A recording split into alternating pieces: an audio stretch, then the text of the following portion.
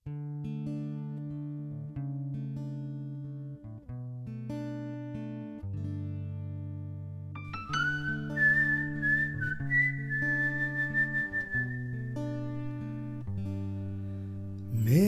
akong kaibigan, sang tunay na payaso. Sa panay asintado, magiting na salamangkero. Ang tawag namin sa kanya ay tatay.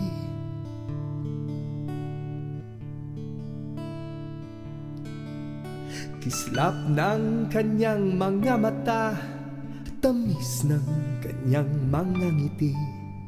Inaantabayanan ko ang makita siya muli, kung kailan ay hindi ko masabi. Puri kadabra ang iyong salamangka, hindi malilimutan, makakaasa ka. Mananatili to sa aming alaala.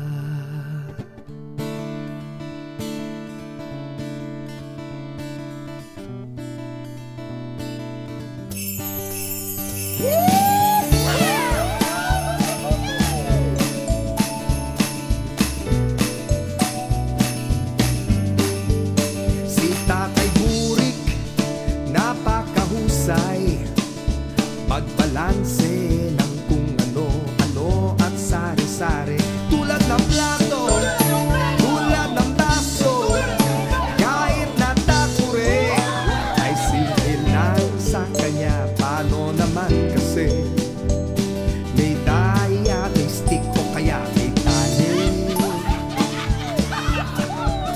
Nagtatanghal kahit walang dala, ilang daliri lang ang kailangan upang magpasaya. Dalawa dito, isa doon, sa isang iglap lamang. Isa dito, dalawa doon.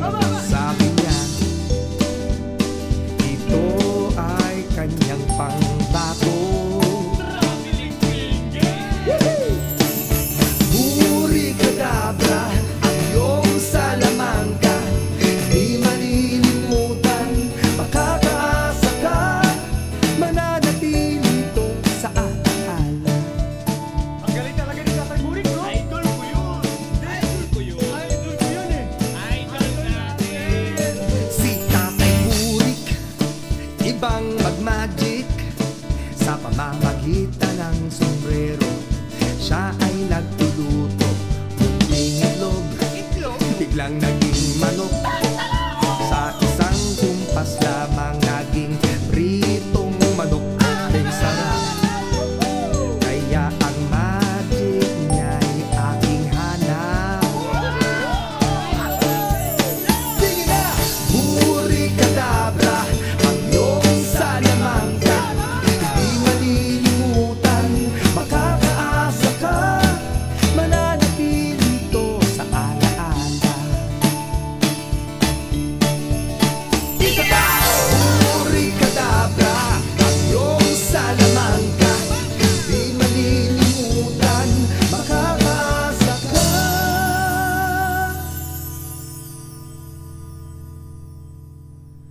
Mananatili ito sa aming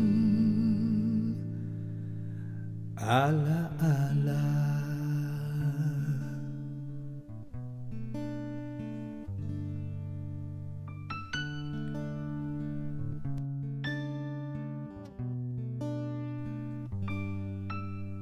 Meron akong kaibigan, sang tunay na payaso. Sa panay asintado, makiting na salamangkero. Ang tawag namin sa kanya ay tatay.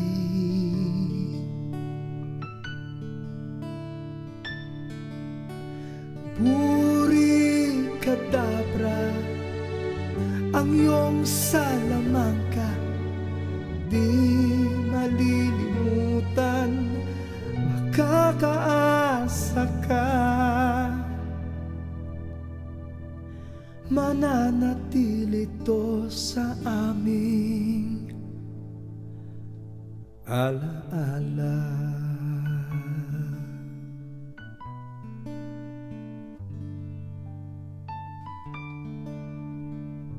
O paano tay? Hanggang sa muli.